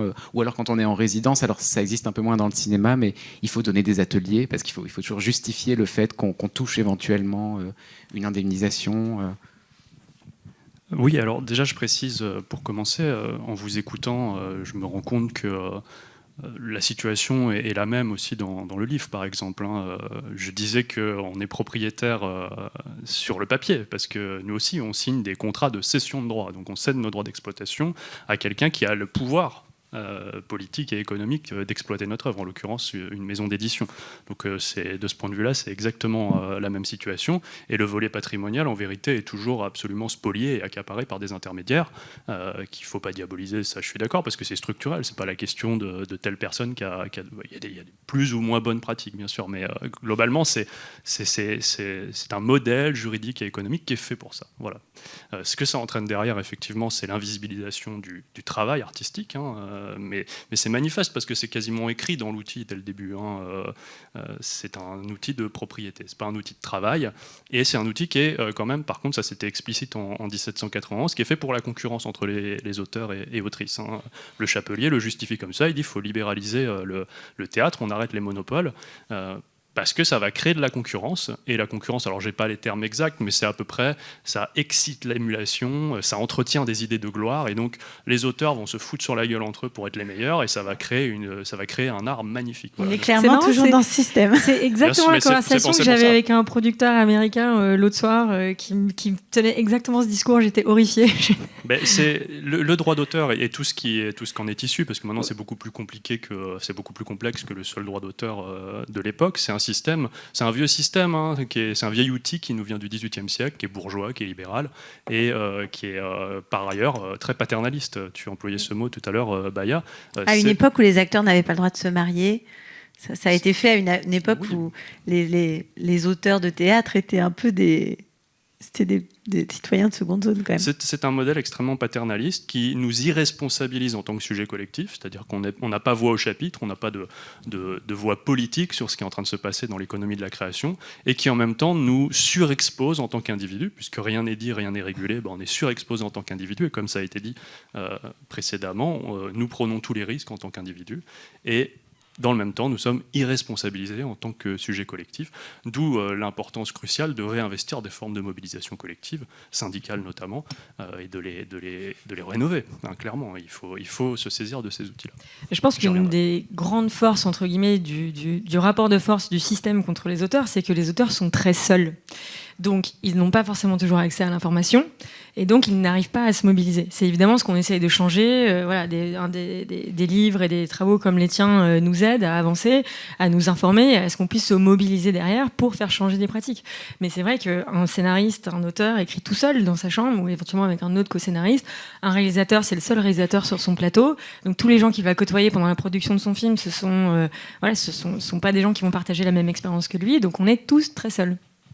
Alors justement, comme tu dis Aurélien, d'où l'importance des organisations professionnelles, des syndicats, qui essaient quand même, hein, comme tu l'as expliqué Zoé au moment de la négociation sur la rémunération écriture, il y a aussi un autre volet donc, qui arrive après l'exploitation en salle, c'est donc la diffusion télé, puisque voilà, les films sont en partie financés par l'audiovisuel, la télévision, et maintenant les plateformes. Et on se rend compte qu'aujourd'hui, ce système est de plus en plus libéral, et que si au départ, il y avait quand même une mutualisation, parce que là on parle donc maintenant des droits de diffusion, hein, qu'on touche à la diffusion via les OGC, donc la SACD ou la SCAM, il y avait quand même, voilà, peut-être que tu vas pouvoir nous expliquer un petit peu ça, Zoé, qu'il y avait un esprit de mutualisation au départ, c'est-à-dire que quand un film est diffusé sur une chaîne, quelle que soit l'heure, quel que soit l'audimat, tous les auteurs touchent pareil, mais que c'est en train de changer avec les plateformes, puisque maintenant on est sur une rémunération au clic, donc à la vue, et donc c'est-à-dire que plus tu fais d'audience, plus tu es rémunéré, mais sinon tu touches rien. Donc c'est-à-dire que c'était quand même un moment où il y avait aussi une autre phase de rémunération pour les auteurs, donc la partie SACD, SCAM, les droits SCAM, droits SACD, droits de diffusion qui arrivaient à un moment donné pour redonner un peu d'oxygène, justement quand nous on est en train de réécrire un nouveau film, mais aujourd'hui ces droits sont en baisse, et l'esprit qui anime justement les négociations autour de ces droits de diffusion sont pas vraiment à la faveur des auteurs. Et disons, à la faveur je dirais de la solidarité de la entre solidarité auteurs. voilà, c'est ça, parce que ça profite à très peu, voilà, oui. Très peu touche beaucoup. Voilà, j'ai discuté un peu tout à l'heure, il y a quelques jours, avec Malik Shiban, qui est à la SRF, oui. un des piliers des personnes qui se bat pour qu'on puisse obtenir que les droits de diffusion demeurent justement au maximum dans ce système de solidarité. Et il me racontait, mais je pense que c'est une anecdote qu'il raconte souvent, que finalement au départ c'est Gérard Houry qui a dit il avait un film qui était diffusé, je crois que c'était sur Canal+, et puis il y avait Jean Eustache aussi, et il a dit moi je vais être payé, Jean Eustache était diffusé à 1h30 du matin, lui il était à 20h30, et il dit moi je vais être payé pareil que Jean Eustache, parce qu'il savait l'importance de Jean Eustache dans le cinéma, et il savait que si Jean Eustache ne pouvait pas vivre, il ferait pas de film, et qu'il fallait évidemment qu'il y ait les deux. Et ça c'était une conscience, une solidarité interprofessionnelle qui est évidemment extrêmement importante, parce que si on dit ça aujourd'hui, on se dit évidemment il faut que Jean Eustache soit là autant que Gérard Houry, mais ça aujourd'hui dans la configuration actuelle c'est pas forcément aussi présent dans la tête de tout le monde. Et voilà, qu'est-ce que tu peux nous raconter par rapport à toutes ces négociations actuelles, et puis justement cette solidarité au départ, comment ça fonctionne et comment aujourd'hui elle se délite en fait? En fait, c'est la raison pour laquelle ça se délite potentiellement aujourd'hui, c'est tout simplement parce qu'on a un système qui évolue avec l'arrivée des Américains et des plateformes et de ce qu'on appelle le non-linéaire. Le système dont tu parles, solidaire, c'est le système de droits de diffusion qui était déclenché suite à des projections, à des passages télévision, que ce soit TF1, France 2, Canal ou autre. Et effectivement... qui n'était pas tout à fait équivalent quand même en question d'heure, mais disons qu'il y avait un minimum, quoi. Oui, c'est ça. C'est-à-dire qu'il y avait un minimum et un maximum. Un maximum. Il y avait un minimum et un maximum. Ce qui voulait dire que, si je prends l'exemple de Canal, c'était un minimum de 10 passages et un maximum de 60 passages. C'est-à-dire que un film qui marche moins bien va passer 10 fois. Chaque passage est à peu près à 2 500 €. Donc ça fait 25 000 minimum de droits de diffusion pour un auteur qui n'aurait pas rencontré un succès. Et du coup, 150 000 maximum pour un auteur qui aurait rencontré énormément de succès en salle sur des diffusions Canal+. Je précise que Canal est le seul qui a des obligations de diffusion, parce que France 2, par exemple, achète des films chaque année. France 2, France 3, ils ne diffusent pas tous leurs films. Tous les films qui sont achetés ne sont pas diffusés. C'est pas le cas c'est pas une obligation pour tout le monde, et ça dépend du nombre d'argent qu'on va investir. Oui, je pense que l'obligation de Canal d'investir, elle est liée à sa place dans la chronologie des médias. Exactement. Voilà, donc la chronologie des médias, si on en parle juste 2 petites secondes, elle est quand même essentielle à toute une série de règles qui permettent un investissement plus vertueux dans le cinéma vers une forme de diversité de films, du coup de minimum de diffusion et donc de diversité de minimum d'investissement. Aussi dans des films très différents, donc des petits films, des moyens films, des gros films. L'existence d'auteurs très différents, en fait, d'auteurs plus ou moins commerciaux, etc. Et donc Gérard Houry et Jean Eustache, exactement. Et donc, pourquoi est-ce qu'on parle des Américains ? C'est que les Américains, dans cette chronologie des médias, on a dû les intégrer dans la chronologie des médias, ce qui était tout à fait logique. Pour qu'elles puissent être étendues, il fallait inclure tous les systèmes de diffusion, dont les plateformes. Il se trouve que les premières plateformes à être arrivées, ce sont les Américains, donc Netflix, Amazon, Disney, etc.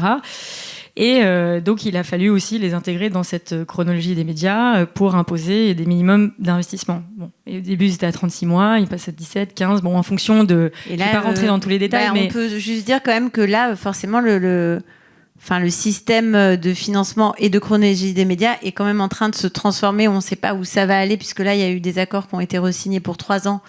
Et Canal+, depuis que C8 n'est plus dans la TNT, etc., n'est plus linéarisé, donc c'est devenu une plateforme. Ça veut dire qu'elle peut changer complètement de système d'investissement. Elle n'a plus d'obligation d'investissement. Et c'est Disney qui a pris la part supplémentaire et qui, je crois, passe à 9 mois ou 12 mois, je ne sais plus. 9 mois. 9 mois. Donc, évidemment, ce qui génère un nouveau concurrent à Canal+, qui va soit décider d'investir plus, soit moins. Et ça, on ne sait jamais, on ne le sait. Voilà, on va le voir. Cas, là, pour l'instant, ils ont un investi. minimum. Oui, ils ont quand même moindre d'avant, moindre qu'avant. Moins qu'avant, mais quand même investir plus que leur minimum, mais bon. Oui, c'est ça. Mais disons que forcément, c'est quand même des accords qui sont re-signés tous les 3 ans. On n'a pas de certitude. En tout cas, dans 3 ans, de pérennité de ce système et de ce que sera le financement du cinéma français d'ici quelques années. Surtout qu'on a, cette année, dans les prochaines années, on va avoir peut-être une visibilité sur ce que la plateforme Disney, même si elle a des bureaux en France, veut produire comme genre de film. Évidemment, elle est à 9 mois, donc elle a aussi une... Voilà. Les premiers échos ne sont pas, ça va pas particulièrement positifs sur la diversité, en tout cas dans les films, même s'ils sont à des budgets moindres, la diversité en termes de contenu n'est pas forcément équivalente à la taille de leur budget. Voilà. Et du coup, juste pour rebondir et retomber un peu sur les droits de diffusion et la différence entre le linéaire, donc les droits de diffusion émis des chaînes de télévision, et le non linéaire qui va arriver par les plateformes, c'est que en tout cas pour des plateformes comme Netflix, Amazon ou autres, en fait, il va y avoir un chiffre d'affaires qu'ils vont faire sur le sol français, et dans ce chiffre d'affaires, il y a une enveloppe droit de diffusion pour les auteurs. Mais qu'il y ait 100 films ou 1000 films, l'enveloppe ne va pas changer puisqu'elle est sur le chiffre d'affaires. Donc après, il va falloir diviser ces 100 ou en fait en 100 auteurs ou 1000 auteurs, et forcément, du coup, l'enveloppe que chaque auteur va avoir dans sa poche à la fin va être différente en fonction du nombre de films pris par la plateforme. Pardon. Et donc, nous, on aimerait travailler évidemment à un minimum garanti, c'est-à-dire est-ce que, en fait, à partir du moment où la plateforme acquiert un film qu'il diffuse sur sa plateforme, il y a un minimum, et non pas potentiellement juste 100 € qui finiraient dans la poche d'un auteur, qu'il y ait un minimum qui soit instauré. Et ça, évidemment, ça fait partie des chantiers des auteurs, un des chantiers principaux des auteurs, et sur lesquels on doit être particulièrement vigilant. Alors, évidemment... Oui, particulièrement quand on a vu ce qui s'est passé avec la musique, quand la musique est passée voilà, c'est ça, exactement. sur les C'est-à-dire qu'on a le modèle de la SACEM. On a vraiment un antécédent, c'est-à-dire qu'on sait que finalement, ont émergé les gens qui passent au-dessus de tout le monde, c'est-à-dire qui gagnent énormément parce qu'ils sont énormément écoutés. Et puis ensuite, la rémunération disparaît pour un certain nombre de personnes. En fait, pour les chiffres qui nous sont revenus de la musique, en fait, c'était que 1% des auteurs musiciens capitalisaient 90% de ces recettes droits de diffusion des musiciens. Et que donc 10% se partageaient, bien le truc. Voilà, 99% se partageaient les 10% restants. Donc c'est quand même très flagrant, et si on ne se mobilise pas, c'est vers ça qu'on va. Contrairement à un système où 10 passages minimum, 60 maximum, et tout le monde a un minimum de rémunération, donc qui est quand même beaucoup plus vertueux. Un système traditionnel où donc, comme tu disais, les inégalités sont en tout cas encadré, il y a un facteur de 1 à 6, quoi. On ne peut pas être plus que 6 fois plus riche. Voilà, c'est ça. En tout cas, sur cette partie-là, on peut l'être en amont, puisque là, évidemment, il n'y a pas de cadre de maximum. Et heureusement, on est même sur les recettes directes RNPP, heureusement. Mais c'est vrai que sur les droits de diffusion, il y a un ratio de 1 à 6. Voilà. Alors aujourd'hui, je pense qu'on est sur des ratios de 1 à 1000. Mais c'est vrai que c'est un métier où il y a des tels différentiels on va dire, de rémunération. Enfin, je veux dire... on peut être scénariste, enfin la plupart des scénaristes-réalisateurs sont pas très riches, voire même beaucoup vivent donc dans la pauvreté, la précarité en tout cas. Mais certains peuvent être. On sait qu'on peut tous devenir riches. On part avec ce truc-là. On sait jamais. Un film peut marcher. On espère. Voilà, on un sait petit jamais. Million par-ci par-là. Un film peut marcher, qu'on aurait coproduit, je sais pas quoi. Mais donc du coup, il y a quand même. On sait très bien que c'est une industrie et qu'elle génère quand même beaucoup d'argent. Et c'est vrai que même dans ces discussions que vous avez eues, enfin auxquelles moi j'ai très peu participé, mais que j'ai suivi quand même de près. Il y a déjà tout de suite des désaccords parce que la question, c'est toujours que le minimum garanti ne devienne pas un maximum. Une norme, oui. Voilà, une norme. Donc, il y a des craintes en fonction de quel cinéaste vous êtes, de quelle association de cinéastes ou de scénaristes vous êtes. Vous voulez peut-être voir les choses différemment. Et c'est vrai qu'on a du mal à se mettre tous ensemble et à se mettre d'accord sur les façons de se défendre et d'obtenir un minimum. Tout à fait.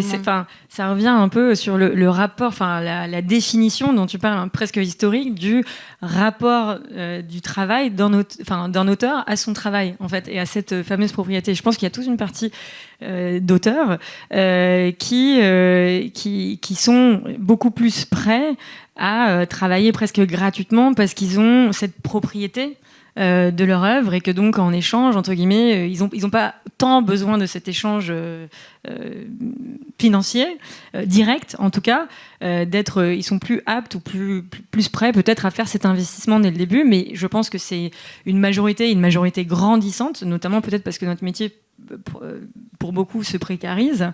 Il y a une majorité qui vont avoir un rapport aussi un peu plus de travail et pas juste de création, en fait. Et c'est là qui peut parfois, à l'intérieur même des auteurs, les diviser. Et c'est dommage. Mais surtout qu'on est dans un système quand même où la loi du marché est très présente. Donc même si on est très nombreux à, malgré tout, dans cet interstice, essayer de défendre un point de vue et de développer une œuvre, on fait quand même avec les desiderata du marché, parce que sinon on n'y arrive pas. Et donc, et même si dans ce marché, il y a le marché qui rapporte beaucoup et qui va générer des entrées, mais il y a évidemment le marché des festivals et des festivals plus d'auteurs. Mais malgré tout, il y a des attentes, il y a un marché, et il faut bien, quand on travaille, qu'on rentre dans les attentes de quelque chose, sinon on ne travaille pas. Donc, on sait très bien qu'on travaille avec ça et qu'on n'est pas des artistes qui sommes des génies qui faisons ce qu'ils voulons. Et donc, nous sommes tous des vendus. On est déjà des vendus, de toute manière, on est des vendus. À partir de mon travail, on est vendus. Voilà. Et donc, à partir de là, c'est vrai que en tout cas, ça peut être positif qu'on considère ça vraiment comme un métier qui nécessite paiement. Et d'ailleurs, je te pose une question sur les residuals. Des quoi ? Alors, parce que en fait, je voudrais rassurer aussi, parce que j'ai l'impression que c'est très dur. Sur les premiers films, il y a aussi une liberté parfois, parce qu'il y a beaucoup de guichets pour les premiers films, et quand on est un jeune réalisateur et avec une idée particulière, un univers particulier, en fait ça peut aussi prendre, parce que sur les premiers films il y a vraiment cette chance de pouvoir expérimenter. Peut-être sur le deuxième c'est beaucoup plus axé. Moi je sais que sur le premier j'ai pas eu autant de discussions sur le marché, parce que ce que je proposais était assez unique dans le cinéma français, donc il y avait un truc où il n'y avait pas d'exemple. Et je sais que maintenant, quand je parle avec des producteurs sur le deuxième, on maxe tout de suite en me disant ton film il a fait autant, donc maintenant pour passer le prochain cap des 200, 300 000, il te faut un casting identifié, parce que sinon il n'y a personne qui va venir en promo pour présenter le film. C'est ce qui s'est passé sur le mien où j'avais pas de... voilà, il y avait un truc où à un moment donné, il y a comme un mur que tu te manges sur le deuxième, où on va te dire voilà, maintenant tu as pu faire librement ce que tu voulais, tu nous as montré ton univers, c'est cool, maintenant il y a le marché. Et c'est vrai que ça sur fait le ta deuxième, carte de visite, maintenant, c'est ça. Et donc rapporte de l'argent. t'as un truc comme ça où j'ai envie de préciser. Maintenant, trouve des tamouls connus. Non, mais c'est ça. Et en fait, tant qu'il n'y en a pas, en fait, il faut les créer. Et en fait, ce qui est important, et je pense que c'est important de l'appuyer fort, c'est de dire que le premier, il y a vraiment possibilité, en tout cas sur le premier long, de faire en tout cas le film ou voilà, l'univers que vous avez envie de défendre, parce qu'il y a vraiment beaucoup de guichets. Mais je pense que d'ailleurs c'est même très important sur le premier film d'aller se démarquer sur un univers spécifique, unique. Tu vois, moi même sans avoir fait des résidences, parce que pour le coup, moi j'ai fait mon premier film justement avec une productrice dont c'était le premier film, donc toutes les deux beaucoup moins expérimentées sur qu'est-ce qui s'offre à nous, donc beaucoup moins informés. On a aussi longtemps travaillé sur le scénario, probablement 4-5 ans aussi avant de le déposer à l'avance. Et après, pareil, on a eu l'avance du premier coup. Je pense beaucoup moins que sur les deuxième ou troisième films, tu as l'avance du premier coup. Parce que déjà, tu as 2 et 3 dans le même collège. Premier film, tu n'as que les premiers films. Le deuxième collège, c'est deuxième et troisième film. Et je pense qu'il y a beaucoup plus cette considération du marché, du casting, et derrière de tiens, celui-là, il est à son dernier passage. S'il l'a pas maintenant, c'est foutu. Donc bon, lui, il est au premier. On va le laisser attendre un petit peu. On va donner au troisième, celui qui est à son dernier passage. Et puis toi, tu repasseras au deuxième, quoi. Donc il y a un peu une stratégie un peu différente, en tout cas dans le dépôt du CNC. Peut-être qu'on va terminer un petit peu sur les propositions. Enfin, il y a une autre proposition qu'on a esquissée au départ et sur laquelle il faut retomber, dont Aurélien pourra nous parler. C'était l'autre volet, c'est-à-dire qu'en fait, il y a un volet droit d'auteur dont on a parlé, effectivement, comme mode de rémunération, mais il y a aussi un autre manque, en fait, dans ce droit d'auteur, c'est les droits sociaux. C'est-à-dire que, en fait, on dit on n'est pas payé pour le travail qu'on fait, etc. Mais on finit quand même par être payé en droit d'auteur. Mais il y a un déficit de droits sociaux. C'est-à-dire qu'on n'a pas, notamment, droit au chômage. C'est-à-dire qu'on a très peu de droits. C'est-à-dire on est adossé à la sécurité sociale des salariés, donc on a droit éventuellement à des indemnités journalières si on est malade, en congé maternité, etc. Même si ça c'est assez théorique, parce que en pratique c'est compliqué.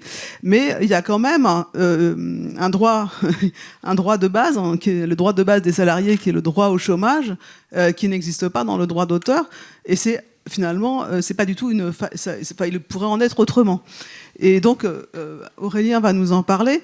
On va dire que ces travaux, justement, sur le statut de l'auteur, nous ont... quand je dis nous, c'est qu'il y a un moment donné, effectivement, avec la SRF, on s'est intéressé à cette proposition de loi, mais c'est le travail d'Aurélien avec d'autres organisations syndicales qui ont imaginé une proposition de loi qui permettrait donc aux droits d'auteur d'entrer dans l'UNEDIC et de générer un chômage. Donc, qu'est-ce que tu peux nous raconter un petit peu cette proposition de loi, savoir d'où elle est partie, en quoi elle consiste, et évidemment, bien sûr que ça changerait un peu, ça changerait aussi pas mal nos conditions matérielles dans tout le parcours qu'on a raconté pour arriver à la mise en production d'un film, avant qu'on devienne justement fameux intermittent, que l'on est très peu en fait dans notre parcours. Aurélien. Oui, j'ai un petit format en 7-8 minutes pour la présenter. Comme ça, vous êtes un peu informé du tunnel. La longueur du tunnel, je précise aussi qu'Elisabeth, depuis 2 ans au moins, donne beaucoup de son temps et de son énergie sur cette proposition de loi. Donc on est quand même pas mal à bosser là-dessus. Et bien sûr, avec des organisations que j'aurai peut-être l'occasion de citer. Alors là, pour cette partie, je vais pas dire auteur-autrice, je vais dire auteurice, je vais pas dire travailleur-travailleuse, je vais dire travailleureuse, comme ça va me permettre de tenir mes 8 minutes. Artiste-auteurice, c'est une catégorie de la sécurité sociale, comme a commencé à le dire Elisabeth, qui regroupe aujourd'hui une trentaine de professions au bas mot qu'on retrouve dans tous les secteurs de la création. Je ne vais pas tous vous les faire, mais vous pouvez les lister dans votre tête. C'est à peu près 180 000 personnes en population constante, dont le tiers sont professionnels ou aspirent à l'être. La population constante, ça veut dire qu'on ne retient que les personnes qui déclarent une assiette de cotisation 3 années de suite. Okay, comme ça, on peut enlever les gens qui sont profs et qu'on fait un livre une année et avoir une idée un peu plus précise de la population que ça concerne. Tous ces métiers, aussi différents soient-ils concrètement, sont frappés par deux caractéristiques structurelles. La première, c'est la précarité, c'est-à-dire on ne sait jamais comment on va payer son loyer l'année suivante, en tout cas c'est mon cas, et parfois le mois suivant évidemment, et par des inégalités assez difficiles à justifier. Tu as cité un chiffre pour les plateformes de streaming, j'en ai un autre pour les artistes-auteuristes dans leur ensemble, c'est-à-dire tout revenu confondu, tout revenu artistique confondu. 3,4% des artistes auteurs, et je le mets volontairement au masculin, concentrent 48% du revenu artistique disponible. C'est-à-dire que 48% du revenu qui est versé chaque année directement aux artistes est accaparé par 3,4% des artistes auteurs. Voilà. Difficile à justifier politiquement. Alors, les causes de cette situation pas très réjouissante sont multiples. On peut parler de la faible structuration des professions concernées, même si c'est en train de changer, de l'attitude paternaliste j'ai une mouche qui est très intéressée par ce que je raconte, visiblement, de l'attitude paternaliste de nos diffuseurs et de l'institution, le ministère de la Culture compris. On peut parler aussi de l'absence de débat public sur le travail artistique, même si ça commence à changer, notamment grâce à cette proposition de loi, et de la persistance de modes de rémunération archaïques qui sont fondés soit sur la compétition entre les individus, soit sur la performance. Les éditeurs qui ont payé. Mais peut-être que c'est un drone, effectivement. Soit sur la performance du produit de notre travail, c'est-à-dire de notre œuvre. Donc j'ai cité le droit d'auteur tout à l'heure, revenu patrimonial, mais on a aussi tout ce qu'on facture, ce que j'appelle les honoraires. Une plasticienne, par exemple, fait tout le temps des factures pour des interventions en éducation artistique et culturelle, pour des workshops, pour des conférences. Donc on facture. Donc là, on est dans l'ordre du travail indépendant, on est payé à la pièce ou à la tâche. Et ça, c'est le mode de rémunération canonique dans le capitalisme du 19e siècle. Et puis, enfin, le troisième mode de rémunération, ce sont les aides à la création, qui disent en creux que les deux premiers ne marchent pas, du coup il faut des aides, et qui ajoutent à la concurrence, puisque pour avoir accès à des ressources rares, on est en compétition avec les autres. Il faut battre nos collègues. Okay, on en revient à Le Chapelier. Et le résultat de tout ça, c'est qu'aujourd'hui, seuls 10% des artistes auteuristes, toutes catégories confondues, gagnent plus de 26 000 € bruts par an. Donc je vous laisse payer les cotisations et diviser par 12, puis vous avez le revenu mensuel net de 10% d'entre nous. Voilà, c'est pas beaucoup. Alors bon, le tableau n'est pas réjouissant économiquement, mais il y a un truc intéressant qu'Elisabeth a abordé, c'est que déjà on est tous dans le même régime de sécu, donc ça fait du monde, potentiellement on peut se mobiliser, et que ce régime de sécu, depuis la fin des années 70, nous donne les mêmes droits que les salariés pour la santé, la retraite et les prestations familiales. Les mêmes droits aux mêmes conditions. Pour donner des droits de salariés à des gens qui sont non salariés, c'est assez simple. On fait un petit tour de passe-passe sur le papier. On divise le montant des revenus artistiques déclarés chaque année par la personne par le taux horaire du SMIC. Et ça nous donne un nombre d'heures très approximatif, mais en tout cas qui permet d'accéder au palier des salariés. Exemple, si je déclare 7 128 € bruts cette année de revenus artistiques, tout confondu, droit d'auteur, honoraires, aide à la création, ça vaut 600 heures SMIC. Je serais réputé avoir fait 600 heures SMIC. Si j'ai gagné 7000 balles, en vrai, j'ai travaillé plus de 600 heures dans l'année. Mais c'est quand même quelque chose qui nous donne accès à des droits plus puissants. J'aurais validé une annuité pour la retraite, etc. Bon, c'est pas inintéressant. Donc on a aujourd'hui une proposition de loi qui mûrit depuis 4 ans maintenant, qui fait le constat des lacunes de notre protection sociale, évidemment, pas d'indemnisation en cas d'accident du travail et maladie professionnelle, pas de chômage, mais qui fait aussi état de son potentiel émancipateur. Et pour nous, pour les organisations qui portent cette proposition, le volet prioritaire, celui qui renverse les choses, un peu le game changer des artistes auteuristes, c'est l'entrée dans la caisse commune de l'assurance chômage. C'est bien ça l'enjeu. Je rappelle, c'est comme le régime de l'intermittence, c'est pas une caisse à part, c'est la même caisse pour l'ensemble des salariés du privé, avec des cotisations qui entrent et des prestations qui sortent pour tous les secteurs. Donc cette proposition de loi qui est déposée, et qui est expliqué dans une petite brochure rouge pour une continuité de revenus des artistes auteuristes. J'ai une quinzaine d'exemplaires ici. Si ça vous intéresse, c'est gratuit, c'est financé par les syndicats. Et la SRF, bien sûr. Et c'est aussi en ligne, hein, continuité-revenu.fr, vous avez le texte intégral, des présentations vidéo, etc. Enfin bref, tout ça est très bien fait. La proposition définit le texte de loi, hein, qui a été déposé à l'Assemblée, qui est en ce moment discuté dans une mission d'information, définit 3 paramètres. Le premier paramètre, une fois qu'on a posé l'idée que les 180 000 artistes-auteuristes rentrent dans la caisse commune de l'assurance chômage, premier paramètre, c'est le seuil d'accès à ce nouveau droit, en droit à la continuité de revenus. Ce qu'on propose, c'est 300 heures SMIC sur la dernière année, sur l'année écoulée. 300 heures SMIC, ça correspond à 3 500 € bruts de revenus artistiques déclarés sur l'année écoulée. Pourquoi 300 heures SMIC ? Au début, c'était 600, parce que c'est un peu le seuil qui permet d'accéder à la validation d'une annuité de retraite, aux autres prestations de la Sécu. Et 600 heures SMIC, ça correspond à 3 mois dans l'emploi permanent, à temps plein. Et c'est les 507 heures de l'intermittence. Donc au début, c'était 600 heures SMIC. Et vu la faiblesse des rémunérations des artistes-auteuristes, on a eu une bataille en interne dans notre groupe de travail pour diviser ce seuil par 2. Donc ça correspond à intermittence divisé par 2. Je viendrai sur les détails parce qu'on aimerait faire évoluer ça aussi pour le rendre un peu plus inclusif, mais je vous donne les paramètres tels qu'ils sont aujourd'hui écrits. Le deuxième paramètre, c'est le niveau d'indemnisation. Une fois que vous avez déclaré vos 300 heures SMIC sur l'année écoulée, vous accédez à l'indemnisation et l'assurance chômage va vous remplacer votre revenu de référence, un pourcentage de votre revenu de référence. Alors comment on le calcule, ça c'est encore à déterminer. La mission de l'Assemblée va nous aider à débrouiller ça, mais sachez qu'on a placé un minimum d'allocation mensuelle à 85% du SMIC. Donc si on se base sur le SMIC net, ça fait 1 200 € par mois. Si on se base sur le SMIC brut, ça fait 1 500 € par mois. Donc ce qui pourrait être pas mal, mais ça aussi, pour avoir le paramètre le plus avantageux, ça nécessite de se mobiliser. Rien n'est jamais donné par gentillesse, par bonté d'âme. Et le troisième paramètre, c'est le financement. Vous voulez un nouveau droit, ok, mais qu'est-ce que vous apportez à l'assurance chômage ? Question classique. Ce que nous faisons remarquer en ce moment aux parlementaires, c'est que les diffuseurs, c'est-à-dire les maisons d'édition, les centres d'art, les sociétés de production audiovisuelle, enfin tout ce que vous pouvez imaginer, versent aujourd'hui une contribution sociale 45 fois inférieure à celle des employeurs du spectacle. Voilà. Donc, on fait remarquer ça, bon, il y a peut-être un truc à trouver de ce côté-là. Et ce qu'on propose très diplomatiquement, c'est pas de passer de 1,1% à 45% du brut, c'est juste d'ajouter la part employeur de la cotisation chômage au régime général, c'est-à-dire 4%. Donc de passer de 1,1% du brut à un taux de un peu plus de 5% du brut de la part de nos diffuseurs. Voilà comment on contribue, comment nos secteurs viennent contribuer à la caisse d'assurance chômage. Voilà pour le panorama global.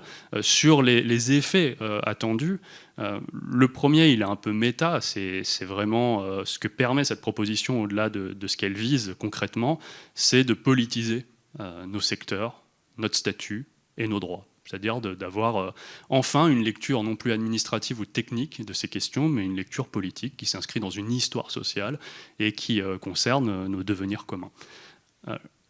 Ensuite, évidemment, l'effet attendu majoritaire, c'est sortir des dizaines de milliers d'artistes auteuristes de l'angoisse matérielle, de l'incertitude, de dispositifs inadaptés comme le RSA. Et d'après les paramètres qui sont actuellement écrits dans le texte, l'indemnisation concernerait entre 70 et 80 000 personnes. Vous voyez, ce n'est pas du tout un truc anecdotique. On a fait en sorte d'avoir du monde qui rentre dedans. Autre effet attendu, bien sûr, c'est l'ouverture de nos champs professionnels à des profils sociologiques qui ne peuvent pas se permettre de bosser gratuitement pendant 5 ans, 7 ans, 10 ans, dans l'espoir de percer. Sachant que, quand on regarde les statistiques, quand même, ce qu'on appelle percer, c'est-à-dire en gros devenir un peu riche, ça n'arrive jamais. Enfin, c'est très rare en tout cas. Donc on ne peut pas trop compter là-dessus collectivement, en tout cas, même si individuellement, il y a des belles histoires, bien sûr. Mais voilà. Et puis, je dirais, le dernier effet, ça c'est quelque chose de plus politique, c'est un renversement de la perspective sur la rémunération et sur le salaire. C'est peut-être de contribuer à une mobilisation collective pour aller vers un droit politique au salaire. C'est-à-dire faire en sorte que le salaire ne soit plus le résultat d'un acte subordonné, ou d'un succès commercial, mais le préalable à un travail libre. Voilà, une forme de droit garanti, attaché à la personne. Et je pense que des initiatives comme ça permettent de parler de ça. Et à mon avis, sans aller vers ce salaire à vie, ce droit au salaire, on ne sortira pas du modèle capitaliste, même si ce n'est pas forcément un objectif que tout le monde partage, je pense, moi, que c'est important à beaucoup d'égards.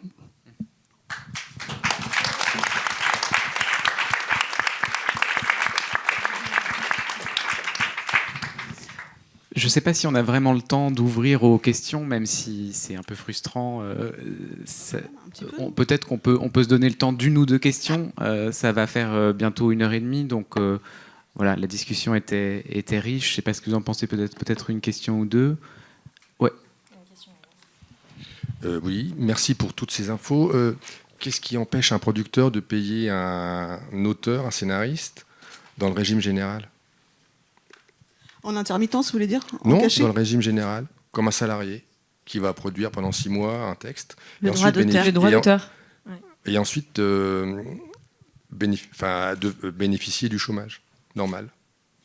Je pense que c'est droit d'auteur parce que quand on travaille en tant que salarié, on donne un travail. Le fait d'être rémunéré fait que notre travail est fait pour le producteur. Alors que pour l'instant, on n'a pas séparé le droit moral du droit d'auteur qui fait que nous restons... Oui, mais c'est un rapport de confiance après. C'est-à-dire que... Non, c'est du droit. Non, oui, c'est du droit. Ok, c'est du droit, mais si le producteur, il embauche comme un salarié, une secrétaire, enfin peu importe, etc., il est payé dans le régime général, et à ce moment-là, il va avoir droit à du chômage. Et après, c'est un rapport de confiance avec le producteur qui aura un scénario ou un début de scénario. Et en fait, c'est un peu ce qui s'est passé pour les réalisateurs, qui sont aussi des auteurs, où on a séparé le droit moral d'auteur du réalisateur et son salaire technicien. Quand on est réalisateur, on est toujours payé sous 2 formes. Donc, en droit d'auteur, ouais. En tout cas, on est payé en droit d'auteur et en salaire technicien. Et donc, en scénariste, c'est vrai que, moi, personnellement, à titre individuel, pas représentant, je me suis posé la question, pourquoi est-ce qu'on ne pourrait pas faire la même chose, effectivement, pour les scénaristes? Tout le monde se dit, oui, ce serait génial de pouvoir faire ça pour les scénaristes, pourquoi? Et à chaque fois, moi, la réponse que j'ai reçue, c'est, on ne sait pas quantifier le nombre d'heures fait par un scénariste sur un scénario. Alors qu'un réalisateur sur un plateau, on compte le nombre d'heures très clairement. C'est sur le papier, 7 heures par jour. Oui, mais 7 heures par jour, pendant combien de temps, etc. Mais c'est là où je trouve que votre décompte de 600 heures SMIC ou autre peut est intéressant et peut-être une réflexion à poser effectivement sur la partie écriture-scénario. Mais en tout cas, un scénario, quand quelqu'un commence à écrire et son film part en production, il y a entre 4, 7, 10, 15 ans en fonction des profils. Donc comment quantifier exactement le nombre d'heures Parce que je me passer sur un scénario. D'une histoire, c'était Pascal Ferrand qui avait eu un projet, puis ça s'était arrêté, etc. Après, son producteur la payait tous les mois. Tous les mois, elle avait un salaire, jusqu'à ce qu'un projet aboutisse. Donc ça a duré, je pense, une année. Je crois qu'il n'y a rien qui l'empêche au niveau du droit. Enfin, je crois que c'est pas du tout un problème de droit, c'est un problème de pratique. C'est-à-dire qu'on pourrait être payé comme intermittent. Je crois qu'on peut être payé au stade de l'écriture en tant qu'intermittent. C'est tout à fait faisable, mais simplement, ça ne se pratique pas. Et donc, on n'a jamais réussi à l'imposer. Enfin, on le sait même pas. Je sais que moi, on me l'a confirmé, par exemple, à la SCAM. On m'a dit, mais vous pouvez tout à fait être payé comme intermittent, y compris au stade de l'écriture. Mais c'est pas dans les pratiques. Et en plus, effectivement, comme vient de le dire Aurélien, au niveau des cotisations sociales, le producteur, c'est 1,1% sur la rémunération en droit d'auteur. C'est 45% en tant qu'intermittent. Oui, enfin, en tout cas, voilà. Et puis, c'est vrai qu'en termes de pratique, ça ne se fait pas. Voilà. Non, je pense que tu seras toujours obligé de garder un droit d'auteur. Mais peut-être qu'il y a un deal effectivement à faire entre producteur et auteur, de dire bon, il y a X en droit d'auteur et que je te paye moins en droit d'auteur et du coup je te fais une sorte de salaire mensuel, voilà. Mais parce que le droit d'auteur, ça protège. Non, je dis le droit d'auteur, juste ça protège aussi l'indépendance de l'auteur. Non, mais juste rappeler cette donnée-là, l'indépendance de création et sa propriété sur son travail. Et c'est la télévision qui salarie les auteurs en fait. En réalité, c'est dans la logique de commande. Qu'un salaire. Mais même à la télévision, on ne salarie pas les auteurs, ou alors ça rentre dans ces arrangements où on fait moitié, on vous déclare à moitié en premier assistant, et puis moitié en droit d'auteur. Et je pense que ça, on a tous, on aimerait tous arriver à le faire. Ce que je voulais dire, c'est que c'est une notion bourgeoise, et moi je suis très convaincue par toute votre argumentation de cette minute-là, et plus. Simplement, il y a une chose qui n'est pas dite, c'est que c'est une notion bourgeoise, mais c'est une notion aussi qui protège l'indépendance de l'autoriste. C'est-à-dire que, et ça, on peut le perdre pas dans votre système, parce que votre système, on perd pas ça, mais dans un système où on se dirait, on va salarier les auteurs, on le perd. Voilà. Oui, bien sûr, c'est pas du tout l'idée d'ailleurs. Bien au contraire. Monsieur... Non, mais c'est important. Non, mais c'est vrai que c'est important, et je pense que c'est ce qui crée tous ces débats entre auteurs dont je parlais tout à l'heure. C'est quelle proportion de minima sociaux, d'ouverture de droits par rapport au droit moral d'auteur qu'on doit garder, qui est très différent du copyright américain, qui effectivement, pour qui une somme d'argent pourrait permettre de déposséder complètement l'auteur de son travail et donc aussi de la... Je voudrais apporter un petit... Parce que je trouve qu'on... Moi, je suis pour le droit d'auteur, hein, attention, hein, et le garder, et le droit moral, c'est très important, le rapport français. Mais on oublie quand même un peu qu'aux États-Unis, ils touchent quelque chose qui s'appelle le residuals, qui n'est pas ouvert à tous les auteurs. Donc c'est vrai que si on est un jeune auteur qui réécrit un peu, et puis si on n'est pas les scénaristes importants, on va dire, d'une série, ou les créateurs, on peut très bien ne pas avoir de part de residuals, et ça c'est dans le contrat au départ, mais malgré tout on continue à toucher de l'argent. Alors ce n'est pas le droit d'auteur, ça va devenir un intéressement. Mais les auteurs de télé, droits de diffusion, les résiduals, ce sont des droits de diffusion. Oui, donc au final ils touchent la même chose, comme nous on touche. Oui, mais ça, ils peuvent l'exclure, parce que moi, pour le coup, avoir travaillé avec les Américains, ils l'excluent de ton contrat. Et quand tu demandes de pouvoir intégrer les residuals dans ton contrat, si tu n'as pas le rapport de force avec eux, de base, et particulièrement en télé, mais même en cinéma, c'est difficile, ils peuvent, et ils ont le droit complètement de l'exclure. Et donc, vous aurez beau aller taper à la Writers Guild ou même à la SACD en disant, j'ai des œuvres qui ont été diffusées partout aux États-Unis, en Angleterre, etc. Est-ce que je peux récupérer des droits dessus ? Ce sera non. Parce qu'en fait, dans son contrat, ils proposent une autre forme de capitalisme, en fait. Voilà. Et dans lequel ils font rentrer leurs auteurs dans un vrai truc de capitalisme. Chacun a sa petite part, et nous, on ne rentre pas là-dedans. Oui. Voilà. Bon, alors, normalement, c'est vrai qu'ils sont censés, du coup, compenser par un salaire plus important à l'entrée, mais bon, c'est théorique. En tout cas, il y a le droit moral. Oui, il y a le droit moral, il y a le droit patrimonial, mais en tout cas, nous, on ne s'est pas attaqué à ça. Enfin, c'est vrai que dans la proposition continuité de revenus, on ne s'est pas attaqué à cette affaire-là. On s'est dit, on va rentrer le droit d'auteur dans l'UNEDIC. Donc, on reste sous le régime du droit d'auteur. On reste avec cette protection de l'œuvre, évidemment, et cette liberté. Même si on peut parler longtemps de la liberté de l'auteur, hein, mais face à un producteur, face à un système industriel, c'est très compliqué. Mais en tout cas, on ne touche pas à ça. Parce que je sais qu'il y a des peurs, notamment chez certains scénaristes, de dire mais on va devenir des salariés, etc. Non, ça ne va rien changer pour vous, sauf qu'à la fin du mois, vous aurez une allocation chômage que vous n'avez pas. Donc ce sera le seul changement. Et je ne vois pas comment est-ce que ça peut influer sur une quelconque pression supplémentaire, etc., de commandes ou je ne sais quoi. On a déjà une pression énorme. Voilà, donc, oui, mais ça on est complètement d'accord. Je pense qu'on est tous d'accord sur le fait de les défendre. Il faut savoir que de la même manière que les Américains s'attaquent au système du linéaire, non linéaire, et la manière dont ils vont répartir les droits de diffusion entre les auteurs, et ils imposent ils essayent en tout cas au maximum, malgré le droit français, d'imposer une manière de faire américaine, on est à grand risque quand même qu'ils essayent d'imposer le copyright. Donc c'est là où effectivement il faut rester très vigilant, et on est tous on est tous à travailler là-dessus. Mais en tout cas oui, il faut surtout se battre pour ça, parce qu'on est face à un système en tout cas à quelque chose qui essaye de tendre vers le copyright. Ouais, moi je repensais à Jean Eustache. Et ce que je trouve intéressant avec cette proposition, c'est qu'elle nous affranchit en fait de la logique de rentabilité, et qu'elle concerne pas seulement les scénaristes, mais aussi les plasticiennes, les plasticiens, les traductrices, les écrivaines, etc. Et énormément d'autres disciplines. Et du coup, en Belgique, ça existe, par exemple. Oui, c'est ce que j'allais dire. Il y a une indemnité pour les artistes. Est-ce qu'on peut juste le dire, quoi ? C'est-à-dire que c'est pas une lubie, un art de la commune, et je la défendrai tout autant. C'est quelque chose qui peut tout à fait se pratiquer dans un pays européen capitaliste contemporain. Oui, tout à fait. Mais il faut savoir qu'en Belgique, le statut existe, effectivement. Il a changé récemment. Donc, dans un avant, en fait, on obtenait le statut et on l'avait une fois. Il fallait, je crois, 1200 ou 1300 heures en une année pour obtenir le statut. Donc, ce qui demandait quand même d'arriver à un certain stade de carrière pour pouvoir justifier d'autant d'heures de travail artistique dans une même année. Et après, on avait le statut à vie.